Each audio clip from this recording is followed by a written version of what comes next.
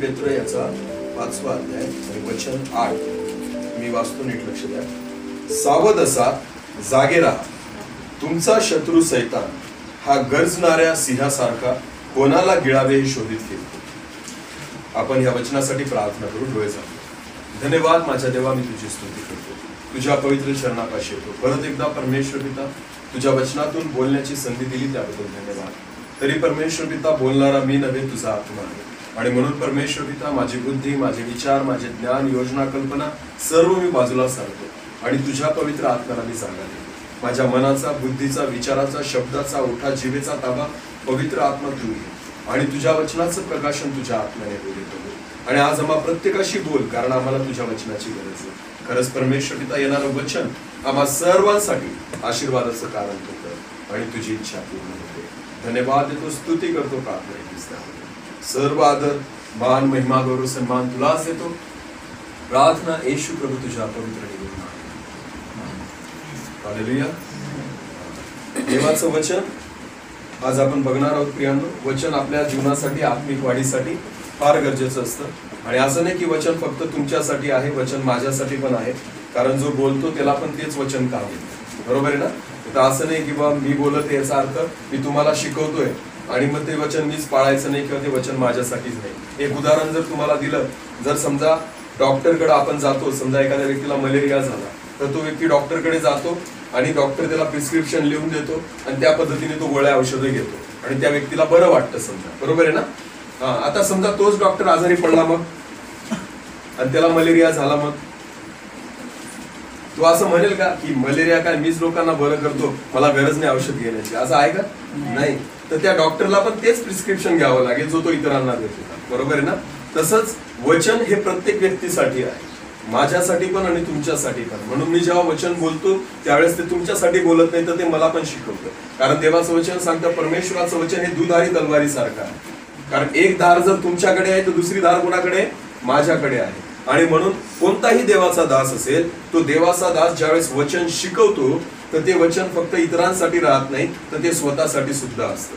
म्हणून जे औषध डॉक्टर दुसऱ्यांना देतो, जेव्हा तो स्वतः आजारी पडतो त्याला पण तेच घ्यावं लागतं. म्हणून प्रत्येकासाठी वचन आहे. वचनापेक्षा मोठं कोणीच नाही. हालेलुया. कारण वचनच परमेश्वर आहे आणि त्या वचनापेक्षा मोठं कोणीच नाही. आणि म्हणून आज देवाचं वचन आपल्यासाठी काय सांगत आहे आपण ते बघणार आहोत. परत एकदा ते वचन आपण वाचून घेऊ. पहिले पेत्र याचा 5वा अध्याय 8वं वचन. सावध असा, जागे राहा. तुमचा शत्रू सैतान हा गरजणाऱ्या सिंहासारखा कोणाला गिळावे हे शोधित फिरतो. देवाचं वचन काय म्हणतं? पहिल्या याच्यात सावध असा आणि दुसरं जागे राहा. या दोन गोष्टी आपल्याला परमेश्वराने या वचनाद्वारे, जो पेत्र आहे तो पेत्र सांगत आहे. पेत्र काय म्हणतो? सावध असा आणि जागे राहा.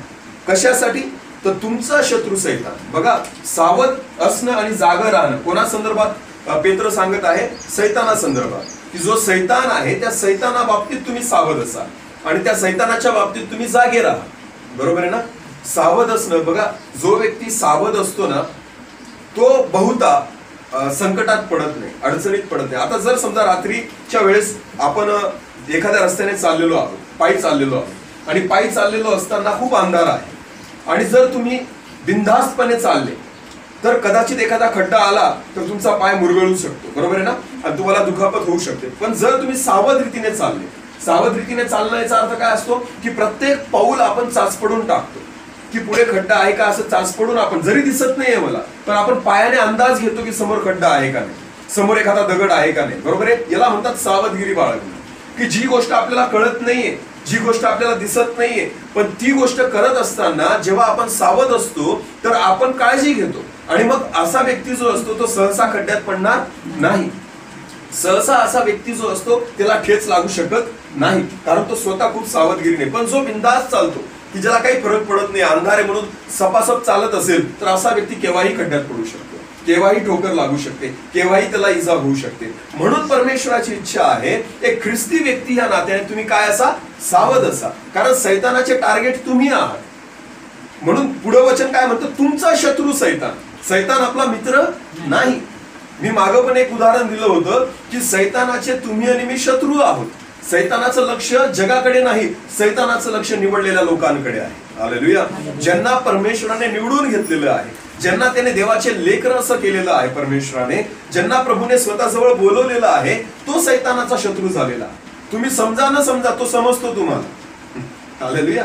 तुम्ही त्याला शत्रू समजा न समजा, पण तो तुम्हाला शत्रू नक्की समजतो आणि तुम्ही पण त्याला समजलंच पाहिजे, तर तुम्ही सावध राहा.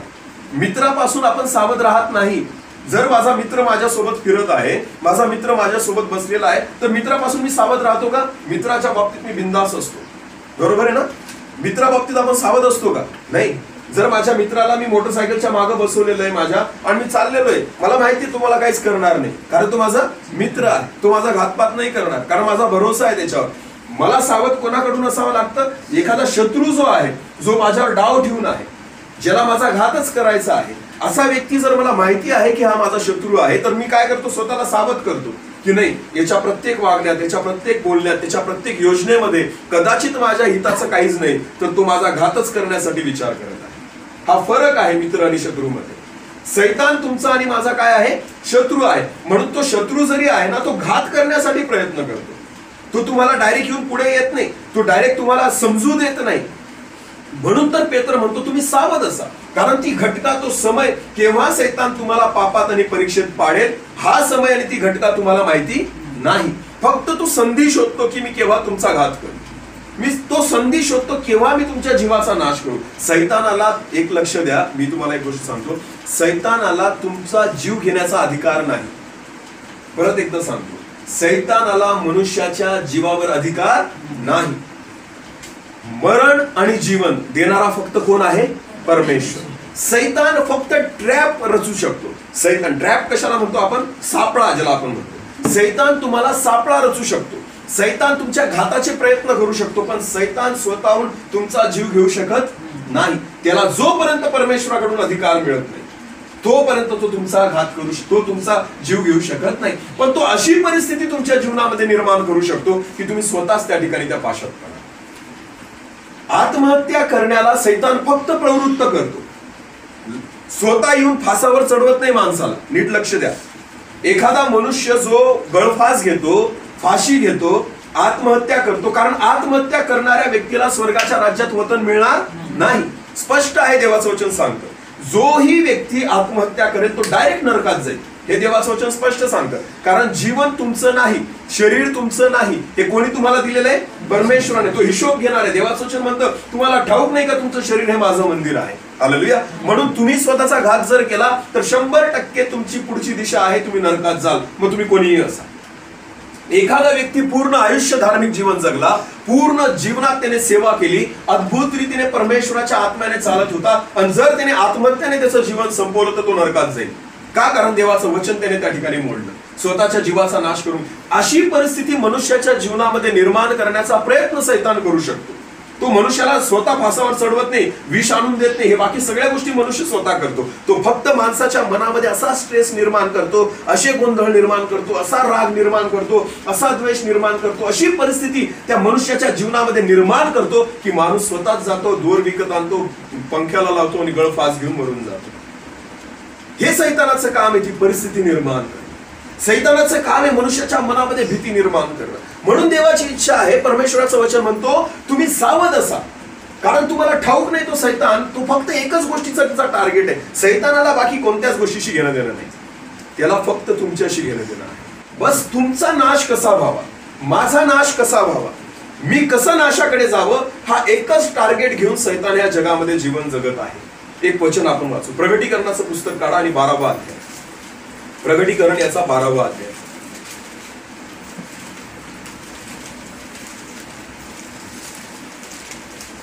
प्रगटीकरण याचा 12वा अध्याय. या 12व्या अध्यायामध्ये एक घटना दिलेली आहे जी स्वर्गात घडलेली आहे. नीट लक्ष द्या ह्या वचनाकडे. या प्रगटीकरणाच्या पुस्तकात, हे प्रगटीकरणाचं जे पुस्तक आहे ते योहान नावाचा जो शिष्य होता, त्या शिष्याला एका दूताद्वारे झालेलं हे प्रकाशन आहे शेवटच्या काळाविषयी, ह्या काळाविषयी, ज्या काळामध्ये तुम्ही आणि मी जगत आहोत. तर ह्याविषयी योहान पाहत असताना तो स्वर्गातल्या काही घटना बघत आहे, आणि त्याच्यामध्ये एक घटना आहे, आपण बघू. प्रगटीकरण 12 आणि 7 वचनापासून मी वाचतो, नीट लक्ष द्या. 7वं वचन. मग स्वर्गात युद्ध सुरू झाले. युद्ध कुठं सुरू झालं? स्वर्गात. मिखाएल व त्याचे दूत अजगराबरोबर युद्ध करण्यास निघाले आणि त्यांच्याबरोबर अजगर व त्याचे दूतही लढले. आता नीट लक्ष द्या, हा मिखाएल जो आहे, हा जो देवदूत आहे, देवदूतांचे प्रकार आहे, हे आद्य देवदूत आहे. हा मिखाएल जो आहे तो एक आद्य देवदूतांपैकी आहे. जसं गॅब्रियल नावाचा एक देवदूत आहे बायबलमध्ये, ज्याने मरियेला दर्शन दिलं आणि म्हटलं, हे कृपा पावलेल्या स्त्रिये तुझे कल्याण असो. येशूची भविष्यवाणी जन्माची जी झाली ती गॅब्रियल नावाच्या देवदूता झाली.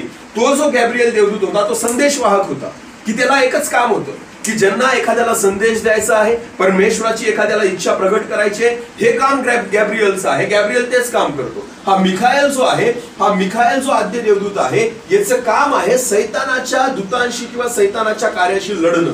हे मिखाएलचं काम आहे. हा युद्ध करणारा आहे हा देवदूत. आणि म्हणून या ठिकाणी काय म्हणतं की मग स्वर्गात युद्ध सुरू झाले. मिखाएल व त्याचे दूत अजगराबरोबर. अजगर म्हणजे कोण? सैतान. अजगर म्हणजे कोण? सैतान. इथं सैतानाचं नाव नाही घेतलेलं आहे, पण अजगर म्हटलेलं आहे त्याला. अजगराबरोबर युद्ध करण्यास निघाले आणि त्याच्याबरोबर अजगर व त्याचे दूत लढले. आता बघा, हे युद्ध कुठं झालं, कुठं सुरू आहे? पहिली गोष्ट स्वर्गात. कुठं सुरू आहे? स्वर्गात. याचा अर्थ सैतान कुठं आहे त्यावेळेस? स्वर्गात. बघा, नीट लक्ष द्या देवाच्या वचनात. तो सैतान जो आहे प्रियांनो, तो स्वर्गात जाण्याची सुद्धा डेअरिंग करतो. ज्यावेळेस इयोबाच्या पुस्तकामध्ये आपण इयोबाबद्दल ऐकतो, आणि इयोब जो होता, त्या इयोब इतका नीतिमान होता की परमेश्वर स्वतः इयोबाबद्दल प्रसन्न होता. आणि हा सैतान जो आहे दुष्ट, हा सैतान परमेश्वरासमोर जाऊन उभा राहतो आणि काय म्हणतो, अरे तू त्याच्यावर एवढी कृपा करून ठेवलेली आहे म्हणून तर तो तुझी स्तुती करतो. बघा, सैतान कोणासमोर उभा आहे? परमेश्वरासमोर. तो घाबरत नाही परमेश्वराला दोष लावताना, लोकांना दोष लावताना. तो परमेश्वरासमोर उभा राहू शकतो. त्याला, कारण देवाला माहिती याची वेळ ठरलेली आहे. सैतानाची वेळ त्या वेळेच्या अगोदर परमेश्वर सुद्धा त्याला काही करणार नाही, हे सैतानाला पण माहिती आहे की माझी वेळ जी ठरलेली आहे ना. म्हणून तर आपल्याला बायबलमध्ये पाहायला मिळतं की प्रभू येशू ख्रिस्त गनेसरेताच्या एका परिसरामध्ये गेला. तिथे एक व्यक्ती होता ज्याच्यामध्ये दुष्ट आत्मे होते, ज्याच्यामध्ये सैन्य होतं. बरोबर आहे ना? पण प्रभू येशूने विचारलं, तू कोण आहेस? तर तो काय म्हणतो, मी सैन्य आहे. आम्ही सैन्य आहोत, आम्ही खूप आहोत. तर ते दुष्ट आत्मे येशूला काय सांगत होते, आमची वेळ अजून आलेली नाही. तू आमच्या वेळे अगोदर आम्हाला त्रास द्यायला का आला? असं दुष्ट आत्मे कोणाला सांगतात? येशूला. म्हणजे दुष्ट आत्म्यांना त्यांचा समय माहिती आहे. त्यांना माहिती आहे आमचा निश्चित समय आहे की आम्हाला नरकामध्ये जायचं आहे. म्हणून ते म्हणतात की वेळे अगोदर तू आम्हाला त्रास का देतो? म्हणून आम्हाला आज्ञा दे की आम्ही त्या डुकरांमध्ये जावं. बरोबर आहे ना? आणि ते निघून, त्या मनुष्यामधून निघून डुकरांमध्ये निघून गेले. प्रभू येशूने पण त्यांना नरकात पाठवलं नाही. त्यांना माहिती आहे की आमचा वेळ ठरलेला आहे. त्याच्या अगोदर ते घाबरत नाही. सैतान, बघा विचार करा, मग मनुष्य जे तुम्ही आणि मी आहोत प्रियांनो, आपण कशा पद्धतीने सावध असलं पाहिजे. तो तर परमेश्वरासमोर उभं राहायला सुद्धा धजत नव्हता, घाबरत नव्हता. कारण त्याला माहिती, एक दिवस तर मी, माझा नाश पक्का आहे. म्हणून तो आता काय करू शकतो, गोंधळ तेवढा करण्याचा प्रयत्न करत आहे. आपण वचन वाचलं की स्वर्गात युद्ध सुरू झालं. मिखाएल आणि त्याचे दूत हे अजगराबरोबर युद्ध करण्यास निघाले आणि ते लढले. आता पुढे 8वं वचन, तरी त्यांचे काही चालले नाही आणि स्वर्गात त्यांचे ठिकाणही उरले नाही. कोणाचं ठिकाण उरलं नाही? सैतानाचं. सैतान आणि त्याचे दूत, आणि मिखाएल आणि त्याचे दूत, या दोघांचं युद्ध सुरू आहे. आणि याच्यामध्ये सैतानाच्या दूतांना आणि सैतानाला पराजित केलं आणि त्यांचं ठिकाण कुठे उरलं नाही? आता स्वर्गात. स्वर्गातून त्यांना पूर्णपणे काढून टाकलं. पण ते कसे निघाले माहिती का तुम्हाला? पुढे दिलेलं आहे, 11वं वचन आपण वाचू. ठीक आहे, पहिले 9वं वचन वाचून घेऊ. मग तो मोठा अजगर म्हणजे सैतान खाली टाकण्यात आला. म्हणजे सर्व जगाला ठकविणारा जो दियाबल व सैतान म्हटलेला आहे, तो जुनाट साप खाली पृथ्वीवर टाकण्यात आला व त्याच्याबरोबर त्याच्या दूतासही टाकण्यात आले. सैतानाला वरून कुठं फेकलं? खाली. आणि नुसता एकटा नाही फेकलं, त्याच्यासोबत कोणाला फेकलं? त्याच्या दूतांना. ते सगळे खाली फेकण्यात आले. आता 11 वचन नीट वाचा, 11 पासून. त्याला त्यांनी कोकऱ्याच्या रक्तामुळे व आपल्या साक्षीच्या वचनामुळे जिंकले. सैतानाला एकाच गोष्टीने जिंकता आलं. कशाने जिंकता आलं? कोकऱ्याच्या रक्तामुळे. कोकरा कोण? येशू. ज्या दिवशी ह्या पृथ्वीवर प्रभू येशू ख्रिस्ताचं रक्त सांडलं गेलं, त्याच दिवशी सैतानाला हरवलं गेलं. तोपर्यंत सैतान स्वर्गात जाऊ शकत होता. नीट लक्ष द्या, कारण इयोबाच्या पुस्तकामध्ये स्पष्ट बायबल सांगतं की सैतान हा जे देवपुत्र आहे त्यांच्या सोबत जाऊन कोणासमोर उभा राहिला? देवासमोर. कोणासमोर उभा राहिला? परमेश्वरासमोर. परमेश्वर कुठे राहतो? स्वर्गात. सैतान जात येत होता. सैतानाला जाणं येणं शक्य होतं. सैतानाला आडकाठी नव्हती, पण त्याला पराजित करण्यासाठी, कायम स्वरूपी त्या स्वर्गातून खाली फेकण्यासाठी येशू ख्रिस्ताला ह्या जगात यावं लागलं. त्याला पराजित करण्यासाठी भाले, शस्त्र, इतर कोणत्या शस्त्राचं काम नव्हतं, फक्त येशूचं पवित्र रक्त होतं. कारण तो राज्य का करू शकत होता माहिती का सैतान? कारण पाप ह्या जगामध्ये होतं, कारण पापावर औषध निघालेलं नव्हतं, म्हणून सैतानाचं चालत होतं. कारण पापावर अजून औषधच नाही ना. नियमशास्त्र जे मोशेद्वारे भेटलेलं होतं ते मनुष्याच्या पापांची क्षमा करू शकत नव्हतं, म्हणून सैतानाचं एवढं चालत होतं, म्हणून सैतानाला एवढं बळ होतं. पण सैतानाचं बळ केव्हा नाहीसं झालं? जेव्हा पापावर औषध मिळालं. बघा, आता एक उदाहरण देतो मी तुम्हाला. आता सध्याच्या काळामध्ये कोणत्या आजाराची साथ आहे? कोरोना. कोरोनाची जी साथ आहे, मनुष्य का घाबरते माहिती का तुम्हाला आज कोरोनाला? कारण त्याच्यावर कोणतीच लस निघालेली नाही, त्यांच्यावर निश्चित असं औषध निघालेलं नाही. कोरोना हा पहिला आजार नाही प्रियानो, याच्या अगोदर पण असे आजार येऊन गेले. उदाहरणार्थ सांगतो, देवी नावाचा आजार होता, बरोबर आहे ना? ती पण साथ होती देवीची. लोकांचे डोळे आंधळे होऊन जायचे देवीमुळे. पोलिओची साथ होती. पोलिओमध्ये मनुष्याचा पाय एक अधू होऊन जायचा, पाय बारीक होऊन जायचे आणि त्या ठिकाणी मनुष्य अधू होऊन जायचा. या साथही होत्या, या अशाच महामाऱ्या होत्या. पण त्यावेळेस त्यानंतर त्याच्यावर काय झालं? लसी निर्माण झाल्या, लस काढण्यात आली, देवीची लस पण दिली जाते. आता देवी नावाचा आजार पूर्ण भारतातून नष्ट झालेला आहे. देवीचा एकही पेशंट तुम्हाला सापडणार नाही. पोलिओचे ड्रॉप्स दरवर्षी दिले जातात, बरोबर आहे ना? का दिले जातात त्या लसी? की येणाऱ्या पिढीमध्ये एकही पेशंट त्या पोलिओ आजाराचा निघायला नको म्हणून. आता तुम्ही आणि मी देवी आजाराला घाबरत नाही आणि पोलिओला पण घाबरत नाही. आपल्या लेकरांच्या बाबतीत आपण निश्चिंत का आहोत? कारण आता हा आजार होऊ शकत नाही, कारण त्याच्या लसी निघालेल्या आहेत. पण कोरोनावर अजून लस निघालेली नाही, म्हणजे तो होऊ शकतो आणि तो कोणालाही होऊ शकतो. आजच मी बातम्यांमध्ये पाहिलं तर जवळजवळ 7 लाख लोक पूर्ण जगामध्ये मेलेले आहेत कोरोनामध्ये. किती लोक मेले? 7 लाख लोक मेले. सोपा आकडा आहे का? विचार करा. 7 लाख म्हणजे कमी नाही, 7 लाखापेक्षा जास्त लोक. हे तर कागदपत्री आकडे आहेत, याच्या व्यतिरिक्त कैक मेले असतील अजून. 7 लाख तर हा कागदावरचा आकडा आहे. कागदावरचा आकडा बऱ्याचदा बरोबर नसतो, त्याच्यापेक्षा अधिकच पटीने असतात. 7 लाख तर गव्हर्नमेंट सांगत आहे, WHO जी संघटना आहे ती सांगत आहे की 7 लाख लोक मेले आहेत. विचार करा. या कोरोनाची भीती का आहे माहिती का? तो बळावत चाललेला आहे, वाढत चाललेला आहे. आजच पूर्ण जगभरामध्ये 2.5 लाख पेशंट वाढले. किती वाढले? 24 तासामध्ये किती पेशंट वाढले? 2.5 लाख पेशंट वाढले. सोपं आहे का? 2.5 लाख पेशंट एका दिवसामध्ये, 24 तासामध्ये वाढले. भारतामध्येच जवळजवळ 50 ते 60 हजाराच्या पटीने वाढत आहेत. रोज 50 ते 60 हजार पेशंट भारतामध्ये वाढत आहेत. का बरं त्याला नियंत्रित करू शकत नाहीये? कारण लस नाही, त्याच्यावर औषध नाही, त्याच्यावर उपचार नाही. म्हणून तो कोरोनाची भीती पण आहे आणि तो आजार पण तसाच ह्या जगामध्ये वाढत चाललेला आहे. पण ज्या दिवशी ह्या आजारावर लस येईल त्या दिवशी मनुष्यामधली भीती निघून जाईल, या आजाराची भीती निघून जाईल. कारण ती लस कोणासाठी असेल माहिती का? ज्यांना तो आजार झालेला नाही. ते प्रत्येक लोक लस घेतील आणि ते निश्चिंत होऊन जातील की आता मला हा आजार होऊ शकणार नाही. तसंच उदाहरण मी तुम्हाला स्वर्गातलं दिलं की सैतान स्वर्गात जाऊ शकत होता, देवासमोर जाऊ शकत होता, लोकांना दोष लावू शकत होता. का? कारण पापावर औषध मिळालेलं नव्हतं, पापावर कोणतंच औषध नव्हतं, म्हणून पाप तर बळावतच चाललेलं होतं. मग सैतान म्हणायचं, अरे परमेश्वरा, मलाच काय एकट्याला दोष देतो? हे काय तुझे सर्व लोक तर पापातच जगतायत ना, मग तू त्यांना पण दोष दे. जर तू त्यांना दोष देत नाही तर मला पण दोष देऊ नको. आणि म्हणून तो परमेश्वरासमोर जायला सुद्धा घाबरत नव्हता, स्वर्गात जायला सुद्धा घाबरत नव्हता. पण ज्या दिवशी देवाने त्याच्या एकुलत्या एका पुत्राला ह्या जगामध्ये पाठवलं, ज्या दिवशी प्रभू येशू ख्रिस्ताचा जन्म या जगामध्ये झाला, सैतान घाबरून गेला. कारण त्याला त्या ठिकाणी पूर्णपणे कळून गेलेलं होतं की आता माझा नाशाचा समय जवळ आलेला आहे. म्हणून प्रभू येशूला मारण्यासाठी सैतानाने जन्मापासून प्रयत्न केले.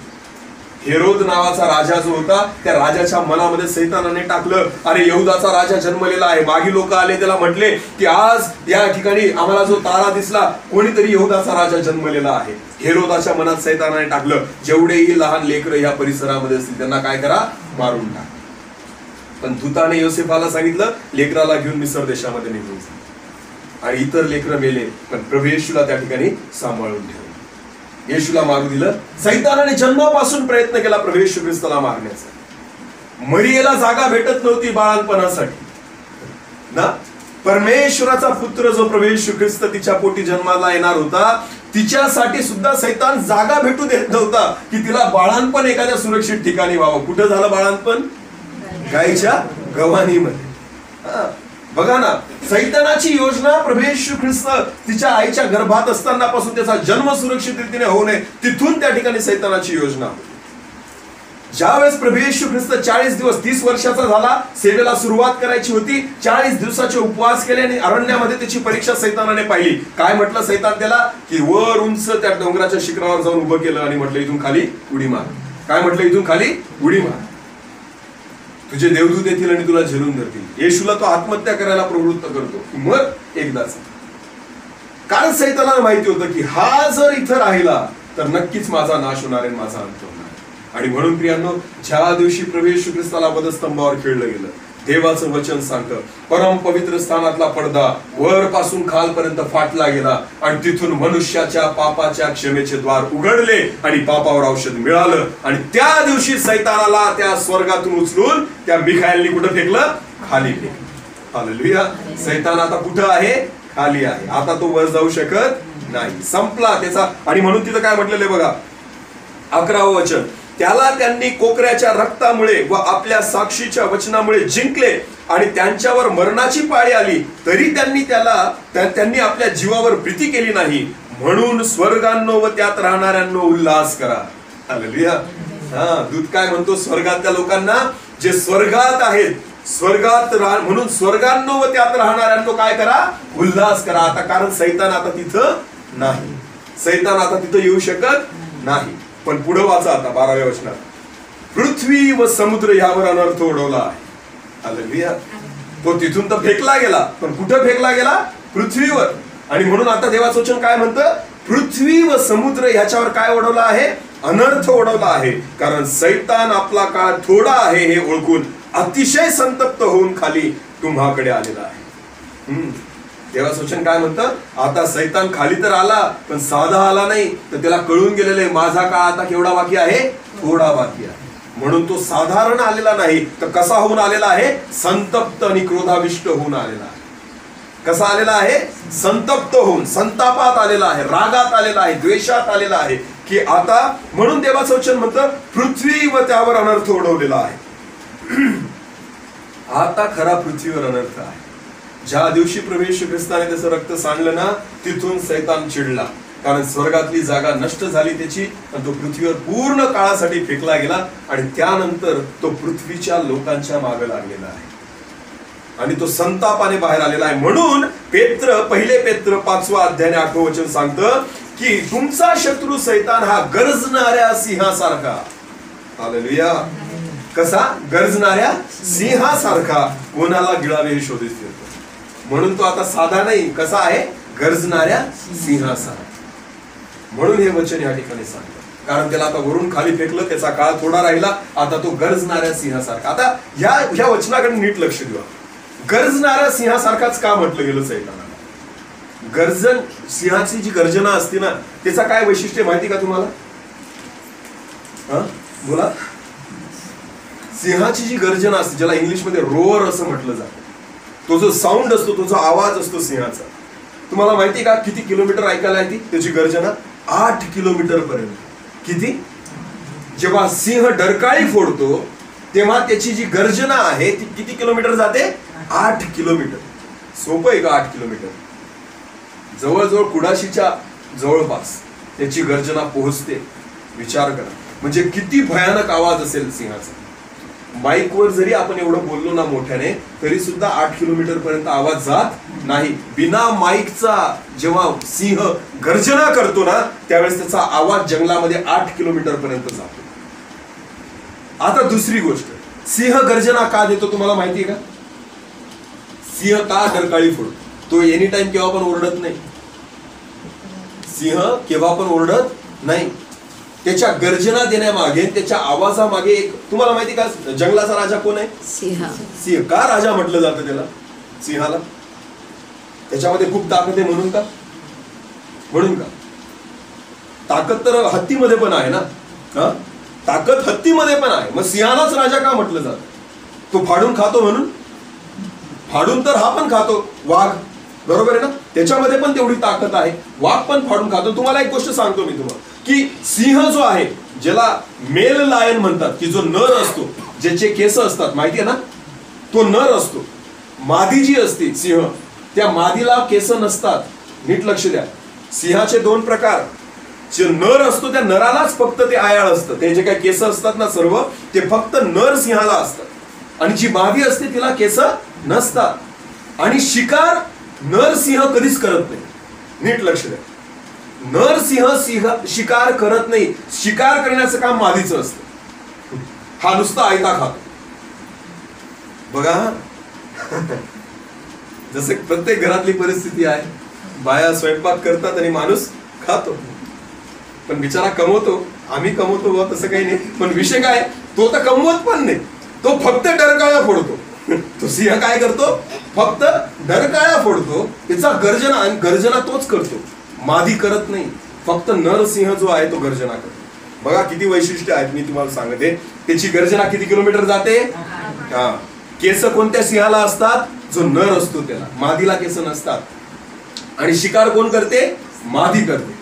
आणि ती शिकार करते, हा आयतं खायला जातो आणि हा तिथं खातो. मग हा डरकाळ्या का फोडतो? याला शिकार बी करायची नाही, याला फक्त धाक जमवायचा असतो.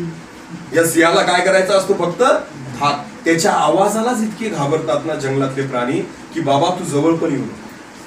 8 किलोमीटर ज्याचा आवाज जात असेल, त्याची डरकाळी जर एवढी मोठी आहे, तर चांगले चांगले प्राणी त्यांचे हातपाय थरथर कापायला लागतात जेव्हा तो नुसता डरकाळी फोडतो. बस त्याच्या आवाजामध्येच एवढं बळ आहे ना प्रियांनो, की तो त्याच्या आवाजाने संपूर्ण जंगलावर राज्य करतो. म्हणून त्याला जंगलाचा काय म्हणतात? राजा म्हणतात. समजलं? सैतान सुद्धा आहे ना, करत काहीच नाही, फक्त भीती घालतो. माणसाला एवढी भीती घालून ठेवलेली आहे सैतानाने, तो जास्त करावाच त्याला काही लागत नाही. मनुष्य त्याच्या भीतीनेच मरतो. मनुष्य कशाने मरतो? भीतीनेच मरतो. इतकी भीती सैतानाने माणसाच्या मनात घालून ठेवलेली आहे. साधी काळी मांजर आडवी जाऊ द्या रस्त्याने, काळी मांजर नुसती तुम्ही कुठेतरी चाललेली असाल, काळी मांजर आडवी जाऊ द्या रस्त्याने, तरी सुद्धा माणूस घाबरून जातो. ठसका मनामध्ये तो का का की आता काहीतरी वाईट होईल. मनुष्य उलट्या पावली मागं जातो, 7 पावलं मागं फिरतो परत. कोणाला घाबरला? मांजरीला नाही, सैतानाने घातलेली भीती आहे. कोणी घातलेली भीती आहे? सैतानाने. की मांजर जर आडवी गेली तर काहीतरी अनिष्ट घडणार आहे, काहीतरी वाईट घडणार आहे. रात्री कुत्रं इवळतं, रात्री कुत्रं रडतं, माहितीये ना? हा. लोक घाबरतात का? कुत्रं रडतं याचा अर्थ कोणीतरी मरेल. हे कोणी सांगितलं तुम्हाला? ही भविष्यवाणी कोणी केली? की एखादा कुत्रा जर गल्लीत रडायला लागला तर कोणीतरी काहीतरी वाईट घडेल, कोणीतरी मरेल. लोक म्हणतात. ते बिचारा त्याचं रडत असेल, त्याला काहीतरी त्रास होत असेल, त्याचं पोट दुखत असेल, त्याला खायला भेटलं नसेल, कोणीतरी दगड मारला असेल, एखादी जखम झाली असेल, त्याचं काही असू शकतं. त्याची बायको त्याला सोडून गेली असेल, काही असू शकतं ना. तो बिचारा रडतोय त्याच्या दुःखाने, रडू द्या ना त्याला. लोक घाबरतात घरामध्ये का? काहीतरी वाईट. आणि त्या गल्लीमध्ये जर एखादा म्हातारा माणूस असेल ना, जो आजारी असेल, लोक आज गेला, लोक भविष्यवाणी करून देतात, आज या म्हाताऱ्याचं काही खरं नाही. कारण आज गल्लीमध्ये कोण ओरडत आहे? कुत्रं ओरडत आहे. वा. ही भीती कोणी निर्माण केली मनुष्याच्या मनामध्ये? सैतानाला माहितीये यांना जास्त करायचं काम नाही, यांना फक्त भीतीने मारा. मनुष्य एवढा घाबरतो भीतीला. मांजरीला घाबरतोय, कुत्र्याला घाबरतोय. काय काय मनुष्याने मनामध्ये आणून ठेवलेले आहेत विचार प्रियांनो. अशा जर अंधश्रद्धा मोजायला गेल्या ना तर बाप, म्हणजे विचार करा, प्रत्येक गावामध्ये वेगळी अंधश्रद्धा तुम्हाला सापडेल, प्रत्येक गावामध्ये. मग सैतान विचार करतो, अरे यांना काहीच करायची गरज नाही, यांना भीतीनेच मरून जातील. आज लोक एकमेकांच्या घरात पाणी प्यायला घाबरतात. याच्या घरी जाऊ नको बरं, ती बाई चांगली नाही. का बरं? त्याच्या हातचं खाऊ नको, तो काही चांगला नाही. काहीतरी करून दिलं असेल, काहीतरी खाऊ घातलं असेल, काहीतरी पाजलं असेल. खाणं पिणं, अरे ह्या गोष्टी, मनुष्याला इतकी भीती मनुष्यामध्ये सैतानाने घातलेली आहे की मनुष्यच त्या ठिकाणी. बघा, एक अमेरिका ह्या देशामध्ये एक हे केलं होतं, प्रयोग केला होता एका व्यक्तीवर. एका माणसाला मरणदंडाची शिक्षा झाली होती. कसली शिक्षा? मरणदंडाची शिक्षा झाली होती. आणि तिथच्या शास्त्रज्ञांनी एक प्रयोग केला की चला याला तर मरायचंच आहे, याला मारायचंच आहे, एकदा हा मरणारच आहे. मग त्याच्या मरणदंडाच्या शिक्षेच्या वेळेस त्याला सांगितलं, हे बघ, आम्ही तुला विषाचं इंजेक्शन देऊन मारणार असतो, पण आता आम्ही तुला तसं मारणार नाही. तर आता आम्ही काय करू, तुझ्या समोर एक साप सोडू म्हणे, कोबरा, जो नाग असतो ना विषारी, त्या नागाला तुझ्या समोर सोडू आणि तो तुला दंश करेल आणि तू त्याच्याने मरशील. बघा बरं, कारण तुला मरणदंडाची शिक्षा. प्रयोग करत होते शास्त्र. या माणसाचे डोळे बांधले, पट्टी बांधली डोळ्यावर आणि त्याला बसून दिलं. आणि आता त्याला सांगितलं, आता तुझ्या समोर तो कोबरा नाग सोडत आहोत आणि तो तुला चावला की 5 मिनिटात तू मरून जाशील. त्याच्या डोळ्यांना पट्टी बांधली आणि प्रियांनो, तो शास्त्रज्ञ जवळ गेला आणि तिथं जवळ जाऊन त्याच्या पायाला त्याने 2 पिना टोचल्या. काय केलं, फक्त जाऊन 2 पिना टोचल्या. नुसत्या टाचण्या होत्या ना, त्या टाचण्या बरोबर टोचल्या. जशा टाचण्या टोचल्या, या व्यक्तीला काय वाटलं, मला कोण चावला, साप चावला, कोबरा चावला. 5च मिनिटामध्ये हा जो मनुष्य होता हा मरून गेला. त्याला साप चावला नाही, त्याला नागाचा दंश पण झाला नाही, पण मनामध्ये जी भीती निर्माण झाली, एवढी भीती निर्माण झाली की मला कोणी दंश केला, सापाने, त्या भीतीपोटीच तो मरून गेला. त्याला सापाची गरज सुद्धा पडली नाही. हे आहे मनुष्य, हे आहे सैतानाचं. सैतान करत काही नाही, फक्त भीती घालतो. आज अर्ध जग, अर्ध काय मी म्हणतो, पूर्ण जग जे आहे ते भीतीपोटीच आहे, भीतीच्याच माग आहे. एवढं भीतीमध्ये आज तुम्हाला मी सांगतो ना, लोक देवामध्ये येऊन बसतात ना, हे विश्वासामुळे नाही, भीतीमुळे. कशामुळे, जेवढं भय तुम्ही सैतानाचं धरतात ना, त्याच्यापेक्षा अर्ध तरी देवाचं धरा. आज माणूस देवदेव कशासाठी करतो, कारण सैतानाला घाबरतो, देवाला नाही घाबरतो. कोणाला घाबरलं पाहिजे बरं, आपण घाबरतो का? देवाचं वचन म्हणतं, परमेश्वराचं भय ज्ञानाचा प्रारंभ आहे. हालेलुया. माणसाने कोणाला घाबरलं पाहिजे, देवाला. देवाचं वचन म्हणतो, जो जगात आहे त्यापेक्षा जो तुमच्यामध्ये आहे तो कसा आहे, महान आहे, मोठा आहे. आपल्यामध्ये कोण आहे, परमेश्वर. तो कसा आहे, मोठा आहे. मग आपण लहान्याला घाबरलं पाहिजे का मोठ्याला? मग आपण कोणाला घाबरतो? मांजर आडवी गेली, कुत्र इवळलं, हे झालं, पाल पडली, काय काय आपल्या अंधश्रद्धा. ग्लास फुटला, हे फुटला, काच फुटणं चांगलं असतं, अशी बसतं नसतं, काय लोकांनी ठरवून घेतलेलं आहे सगळं ना. कितीतरी अंधश्रद्धा मनुष्याने पाळलेल्या आहे. म्हणून सैतानाला माहिती, यांना काही करायची गरज नाही, यांना फक्त भीती घाला, हे भीतीनेच मरून जातं. अर्ध जीवन आपलं भीतीने संपतं. लक्षात घ्या, सैतानाचं सगळ्यात मोठं शस्त्र आहे. म्हणून गर्जणाऱ्या सिंहासारखा, त्याला माहिती माझी डरकाळीच काफी आहे यांना घाबरवण्यासाठी. म्हणून सैतानाचा शांत नाही फिरत. देवाचं वचन म्हणतं, पेत्र म्हणतो, तो गर्जणाऱ्या सिंहासारखा कोणाला गिळावही शोधत फिरतो.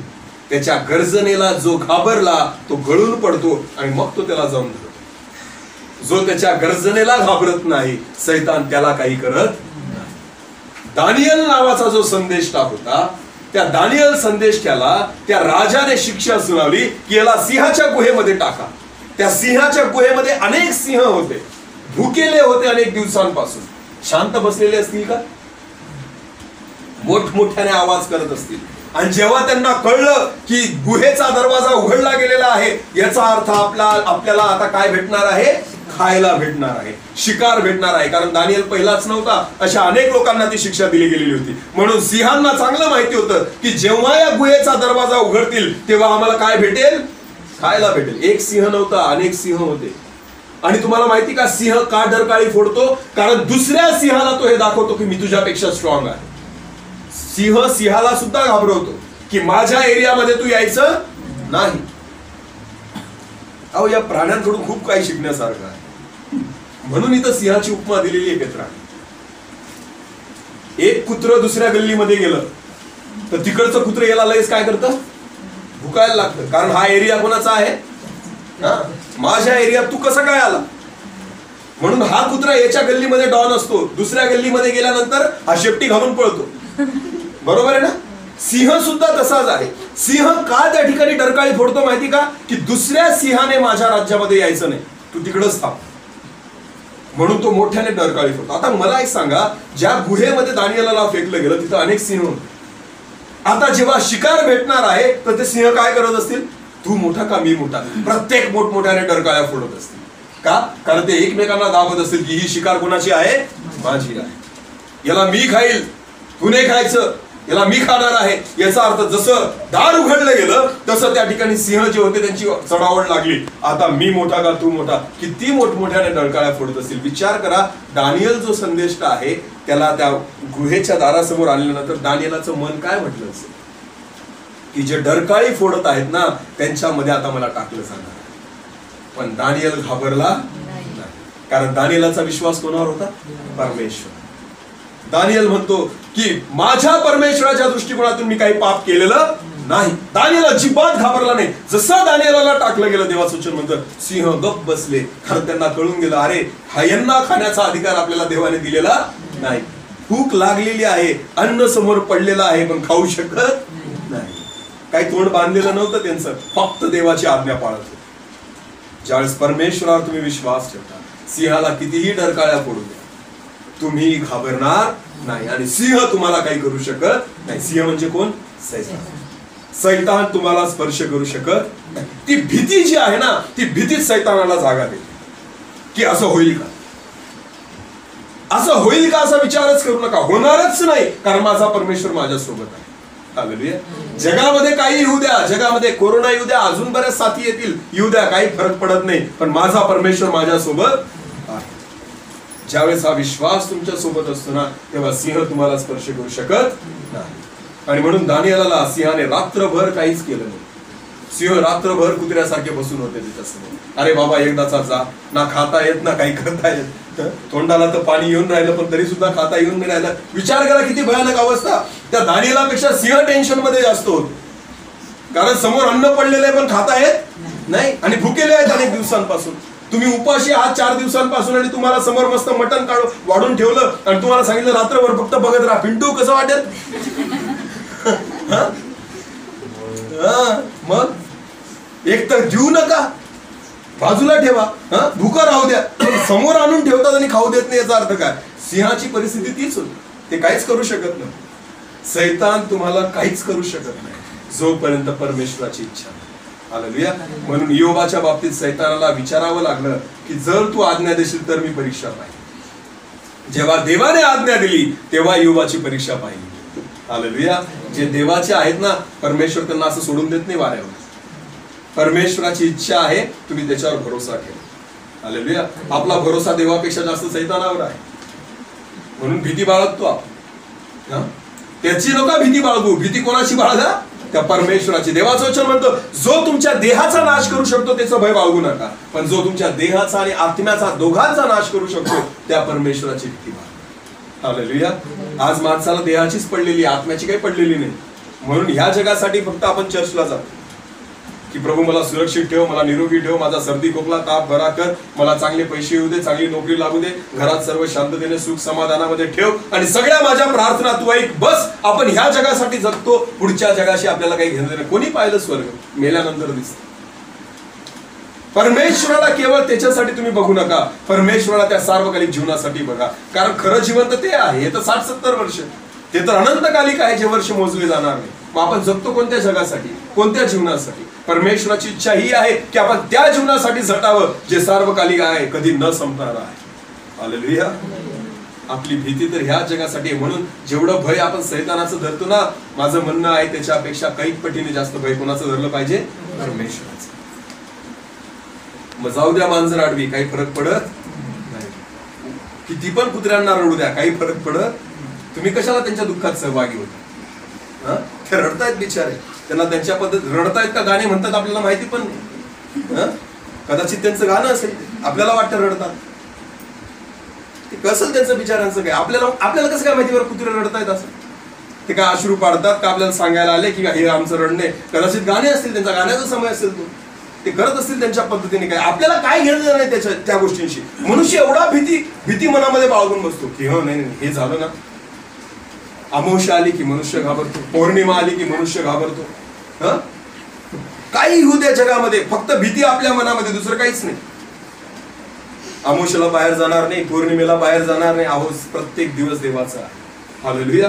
जर परमेश्वर तुमच्या सोबत आहे ना, तर देवाचं वचन म्हणतं दिवसा सूर्याची आणि रात्री चंद्राची तुला बाधा होणार नाही. याचा अर्थ काय? चंद्रग्रहण असू दे, सूर्यग्रहण असू दे, अमावस्या असू दे, पौर्णिमा असू दे, प्रत्येक दिवस परमेश्वर तुमच्या सोबत आहे. कोणत्याच दिवशी तुम्हाला कसलीच बाधा होणार नाही. कॅलेंडरवर आम्ही बघत सुद्धा नाही आज पौर्णिमा आहे की अमावस्या आहे. काय घेणं नाही आपल्याला. तो आपला भाग नाही, तो परमेश्वराचा भाग आहे. आपल्याला कसं सांभाळायचं कोणत्या परिस्थितीत. मृत्यू छायेच्या, आजच वचन सांगितलं या लेकराने, मृत्यू छायेच्या दरीतून मी जात असलो तरी कसल्याही अरिष्टास भिणार नाही, कारण तुझी आकडे आणि तुझी काठी मला धीर दे. हालेलुया. हा, तो गरजणाऱ्या सिंहासारखा सैतान फिरत आहे, पण तुम्हाला आणि मला घाबरण्याची गरज नाही. परमेश्वराने तुम्हाला घाबरण्यासाठी निर्माण केलेलं नाही, तर परमेश्वराने त्याची लेकरं म्हणून तुम्हाला निर्माण केलेलं आहे. सैतान फक्त घाबरवतो त्याच्या डळकाळी, आणि तो तुमच्यावर राज्य करण्याचा प्रयत्न. भीती निर्माण, ही भीती काढा. सगळ्यात मोठी सैतानाची जागा काय आहे आपल्या मनामध्ये? भीती. त्या भीतीमुळे तो आईस पैस राहतो. आपल्या पाय बी पसरून बसलेला आहे तो. जोपर्यंत माणसामध्ये काय आहे?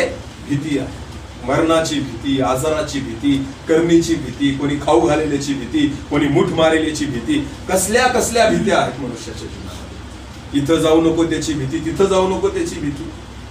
तो घरात बी राहू देत नाही, बाहेर बी राहू देत नाही.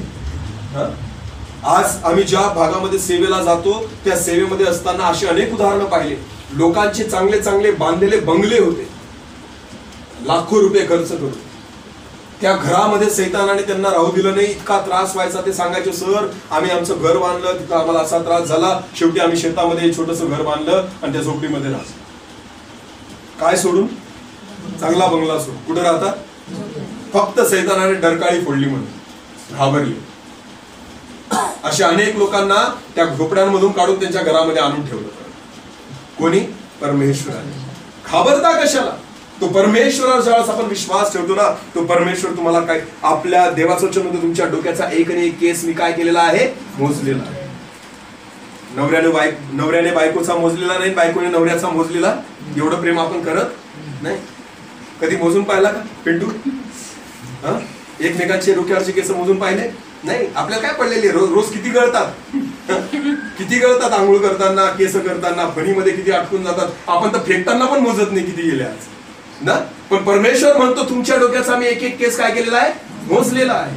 म्हणजे किती महान परमेश्वर, किती महान प्रेम. अजून काय पाहिजे? कशाला भीतात, कशाला घाबरतात?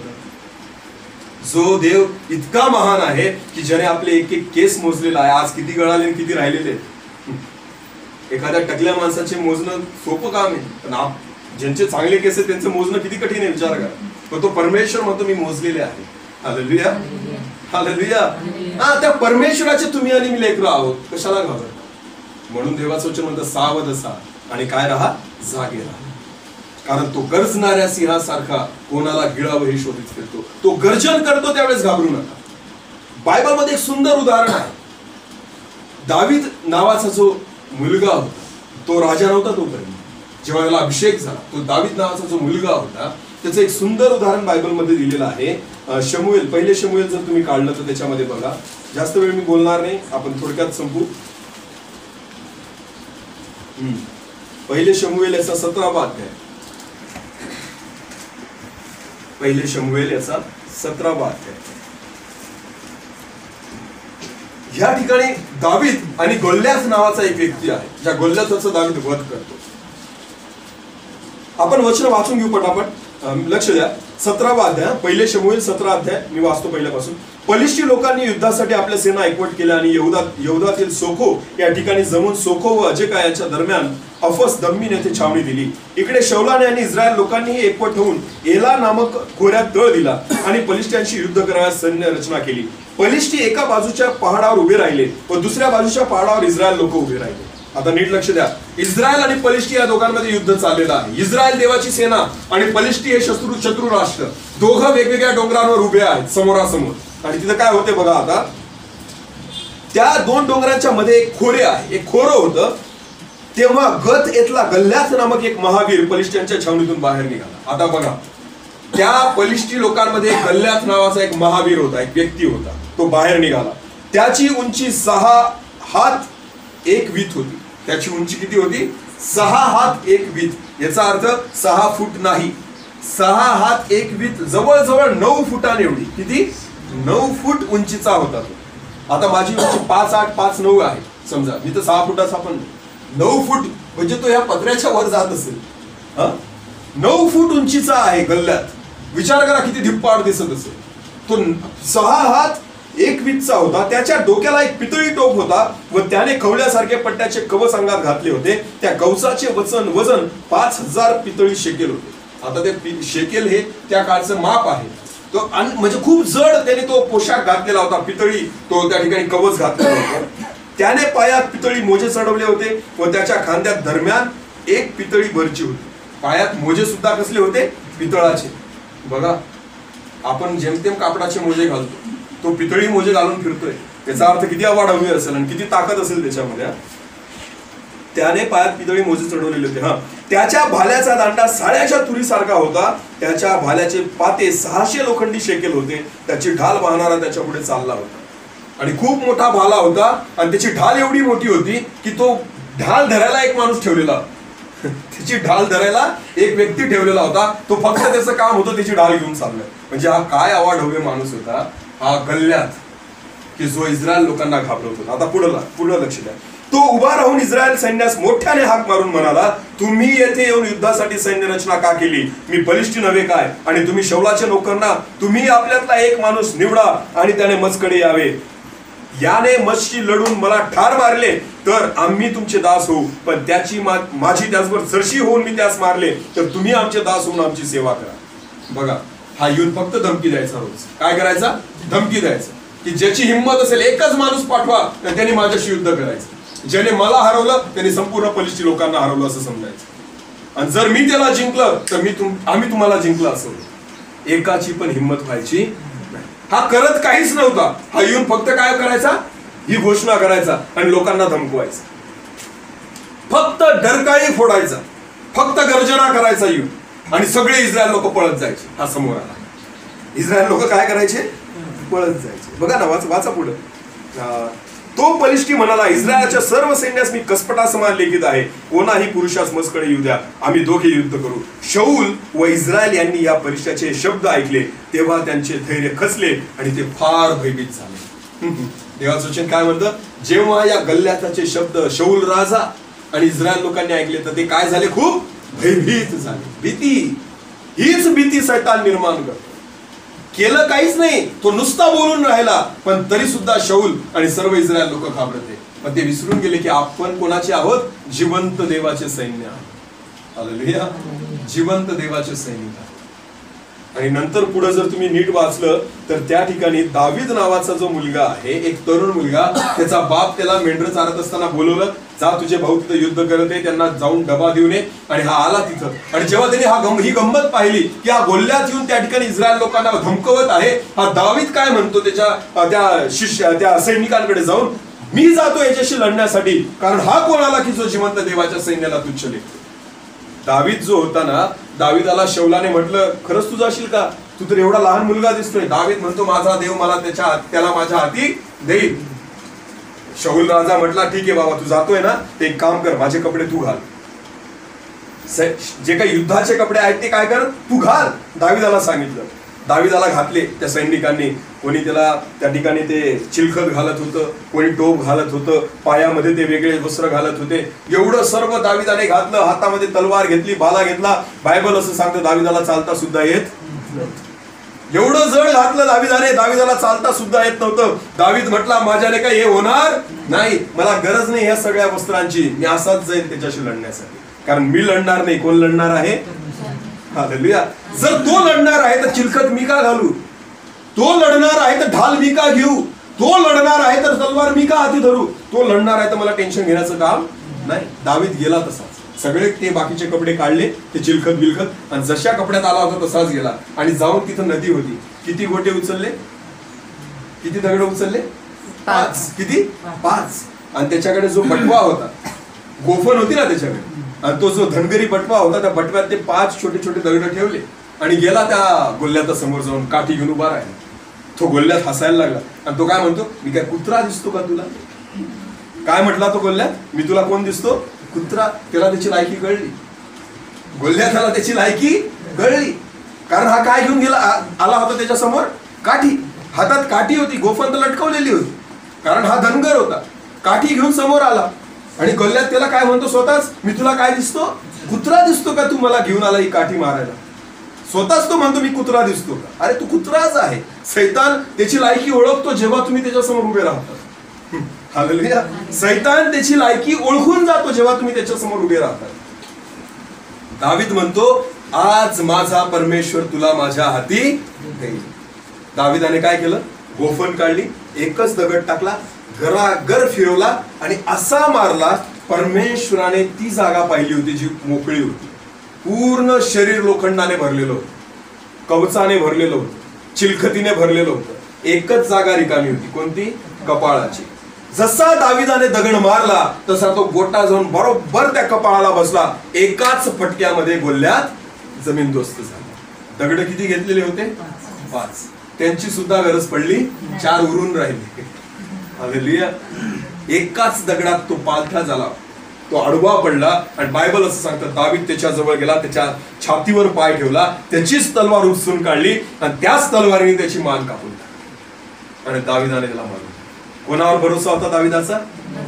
त्याच्या ओरडण्याला दावीद घाबरला नाही, त्याच्या उंचीला दावीद घाबरला नाही, त्याच्या बळाला दावीद घाबरला नाही. दावीदाला माहिती होतं तुझ्यापेक्षा माझा परमेश्वर मोठा आहे. हालेलुया. तू किती का मोठा असेल आणि किती बाता करतो याच्याशी मला काही घेणं देणं नाही, पण आज माझा परमेश्वर तुला माझ्या हाती. हा आहे तुमचा आणि माझा परमेश्वर. सिंहाला गर्जना करू द्या, ओरडूया सैतानाला, तो भीती घालवण्याचा प्रयत्न करेल, तुम्ही घाबरू नका. हालेलुया. म्हणून देवाचं वचन म्हणतो तुम्ही सावध असा, सावध असा. हालेलुया. तुम्ही सावध असा आणि जागे राहा. देवाचं वचन जेव्हा तुम्ही सावध असता आणि जागे राहता सैतान आपला घात करू शकत नाही. आणि ज्याला सावध राहायचं जागे राहायचं ना त्याला 2 गोष्टी करायच्या. एक वचन वाचायचं आणि वचन ऐकायचं, आणि दुसरी गोष्ट प्रार्थना करायची. काय करायची? प्रार्थना. देवाचं वचन म्हणतं तुम्ही परीक्षेत पडू नये म्हणून काय करा? प्रार्थना. प्रार्थना करत जागे राहा. देवाचं वचन याचा अर्थ असा नाही की तुम्ही रात्री झोपू नका. आत्मिक जीवनामध्ये प्रभू जागा राहायला सांगतो. हालेलुया. सावध राहायला सांगते. वचनच तुम्हाला सावध करते आणि प्रार्थना तुम्हाला जागृत ठेवते. जेव्हा तुम्ही प्रार्थना करत राहतात तेव्हा तुम्ही जागृत राहतात. आत्मा आतल्या आत जळतच राहतो. हालेलुया. त्याला विझू देऊ नका. जो पवित्र आत्मा देवाने तुम्हाला दिलेला आहे त्याला विझू द्यायचं नाही. म्हणून प्रार्थना आणि वचन आणि विश्वास या 2 गोष्टी, या 3 गोष्टी आपल्या जीवनामध्ये ठेवा. भीतीला जागा देऊ नका. जिथं भीती आली तिथं सैतान आला. कोणत्याच गोष्टीची भीती ठेवायची नाही. आजपर्यंत जुन्या जीवनामध्ये तुम्ही ज्याची ज्याची भीती बाळगली ती प्रत्येक भीती काढून फेका. सगळी भीती पायाखाली ठेवा आणि चिरडा दिला. येथून पुढे मांजरीला घाबरायचं, कुत्र्याला घाबरायचं नाही, अमावस्या पौर्णिमेला घाबरायचं नाही, सूर्यग्रहण चंद्रग्रहण कोणत्याच गोष्टीला घाबरायचं नाही. काही कोणी उतरवून दिलं, ओलांडून घेतलं, कशालाच काही फरक पडत नाही. कोणाच्या हाती काही प्या. काही प्या म्हणजे दारू पिऊ नका. हा, सरांनी सांगितलं काही पिलं तरी चालेल. काही प्या म्हणजे पाणी प्या, चहा प्या, चांगल्या गोष्टी प्या आणि खा. कोणाच्या हातचं खा. खा म्हणजे चांगलं खा. तंबाखू खाऊ नका, गुटखा खाऊ नका. जे चांगलं आहे ते खा. मनात शंका न घेता खा.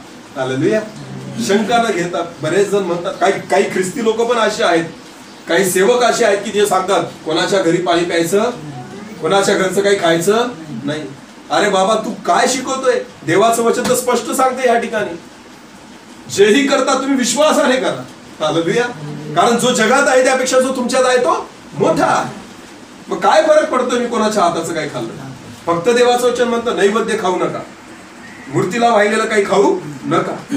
बाकी कोणी प्रेमाने खाऊ घालतंय तर खा, भले त्याच्या मनात काही द्वेष असू द्या, काही फरक पडत नाही. प्रार्थना करा, प्रार्थनेने सर्व काही शुद्ध होतं. हालेलुया. सर्व काही शुद्ध होतं. येशूचं रक्त त्याच्यावर घोषित करा आणि ते खा. भीती ही सैतानाला जागा देते, कारण तो गरजणाऱ्या सिंहासारखा शोधित फिरतो, मी कोणाला गिळावं आणि कोणाला. हालेलुया. म्हणून सावध राहा आणि जागे राहा ही परमेश्वराची इच्छा आहे. देव करो या वचनाद्वारे परमेश्वर आपल्या सर्वांना अधिक समजण्यासाठी कृपा करो. आपण डोळे झाकू आणि प्रार्थना करू. धन्यवाद प्रभू, तुझी स्तुती करतो आजच्या या समयाबद्दल. तुझे आभार मानतो. तुझ्या वचनाद्वारे आज अद्भुत रीतीने तू आमच्याशी बोललेला आहे, त्याबद्दल धन्यवाद देतो. केवळ ऐकणारे नाही तर तुझ्या वचनावर विश्वास ठेवून चालणारे आम्हाला करत. खरंच परमेश्वर पिता, भीतीला आमच्यात जागा घेऊ देऊ नकोस. परमेश्वर पिता, कारण त्या भीतीमुळेच सैतान आमच्यामध्ये जागा घेतो. हो प्रभू, आम्ही भय बाळगावं, पण ते तुझं बाळगावं परमेश्वरा, कारण तूच त्या योग्य आहे परमेश्वरा. तुझं भय बाळगण्यासाठी तू आम्हाला सहायता आणि मदत. आणि प्रभू, सैतानाला पायाखाली ठेचण्याचं सामर्थ्य आणि अधिकार तू आम्हाला दिलेला आहे. तो अधिकार प्रभू चालवण्यासाठी आम्हाला विश्वास दे आणि सामर्थ्य दे. आज जे वचन आम्ही ऐकलं, केवळ ऐकणारे नाही, पण त्या वचनाप्रमाणे चालणारे आम्हाला कर. आम्ही सर्वजण तुझ्या पवित्र हातामध्ये येतो. आदर, मान, महिमा, गौरव, सन्मान तुझा तुलाच देतो. प्रार्थना येशू प्रभू तुझ्या पवित्र आणि गोड नावाने.